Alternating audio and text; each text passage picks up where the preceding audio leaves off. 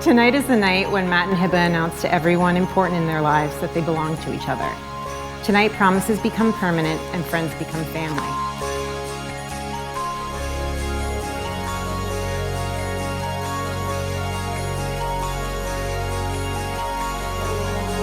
We met at the always classy and elegant A-Town Bar and Grill. She came dressed to impress, with an oversized knit sweater, hair in a bun, and glasses. I could see she was getting antsy, so I went over to introduce myself. Our initial conversation was a short one, but I could tell she was already madly in love with me. First day I met Matt, I felt an instant connection and was curious to know who he was, his name, and his story. He was hilarious, cute, and sexy all at the same time. Over the next few weeks, I tried in vain to get her to go on a date with me. After several no's and excuses of why I'm busy and whatnot, I finally said, okay, because deep down, I really did want to meet him again, talk to him and find out what his story was. So I asked her in the most nonchalant way imaginable, do you want to meet up for drinks? Her response, sure, where do you want to go? Honestly, I was not prepared for that. Our first date, Thursday, January 31st, 2013 at 7 p.m.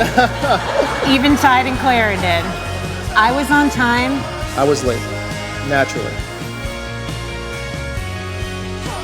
And Mr. Suave walks in about 10 minutes later, sees me, smiles at me, and walks towards me.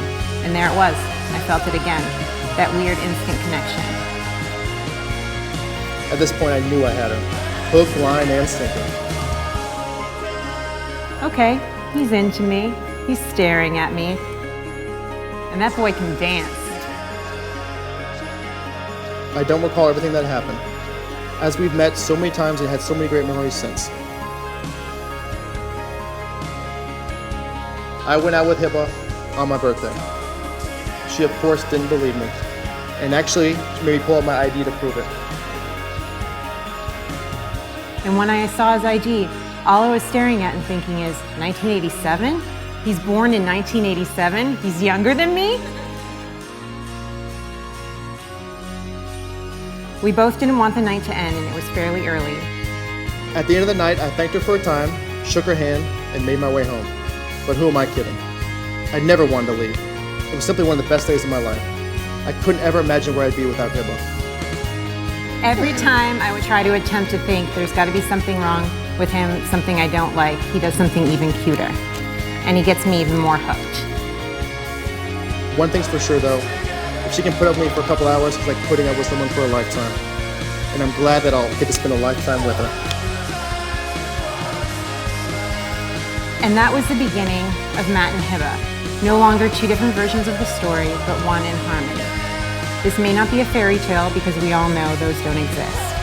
Instead, it's a real journey of two people who love and respect each other and will be the anchor for one another along the way, no matter what the future holds.